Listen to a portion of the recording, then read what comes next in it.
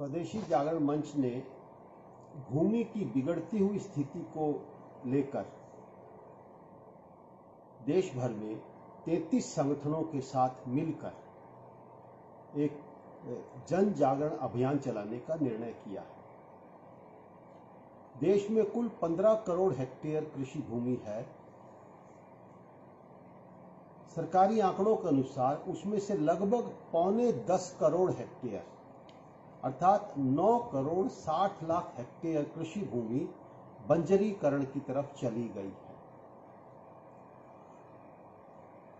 रासायनिक खादों और रासायनिक कीटनाशकों का प्रयोग इतना बढ़ गया है कि 2019 के अगर हम आंकड़े देखें तो भारत की 130 करोड़ आबादी बच्चे से लेकर वृद्ध तक 3.5 किलो रासायनिक खाद कीटनाशक हर व्यक्ति के हिस्से हर महीने आया है। इसके कारण एक और जहां सरकारों को रासायनिक खाद कंपनियों को भारी सब्सिडी देनी पड़ रही है।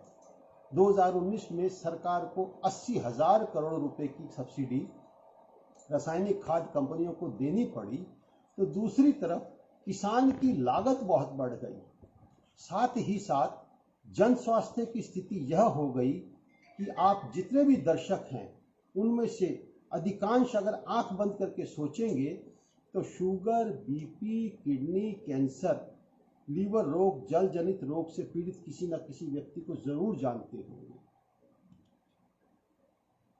रासायनिक खाद की खेती अत्यधिक जल का दोहन करती है, जिसके कारण से हरित क्रांति वाले क्षेत्रों में लाखों ट्यूबवेल लगे और भारत के 284 जिले डार्क जोन में चले गए।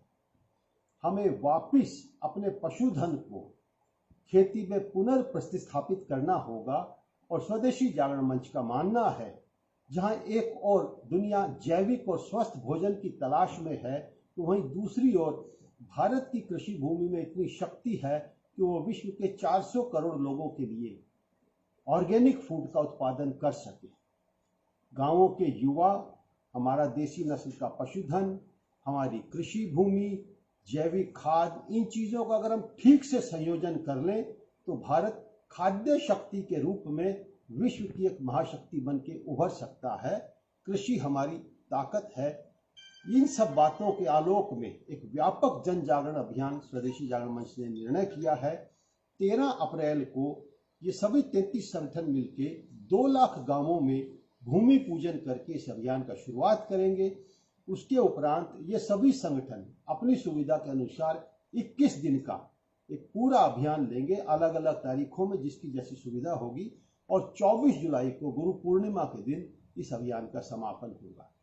स्वदेशी जागरण मंच देश की जनता से आह्वान करता है कि जन स्वास्थ्य को बचाने के लिए, लुप्त होते हुए पशुधन को बचाने के लिए, बंजर होती हुई भूमि को बचाने के लिए, देश की अर्थव्यवस्था को बचाने के लिए और युवाओं को रोजगार दिलवाने के लिए इस अभियान से जुड़े और इसमें अधिकतम सहयोग प्रदान करके देश को समृद्ध बनाएं।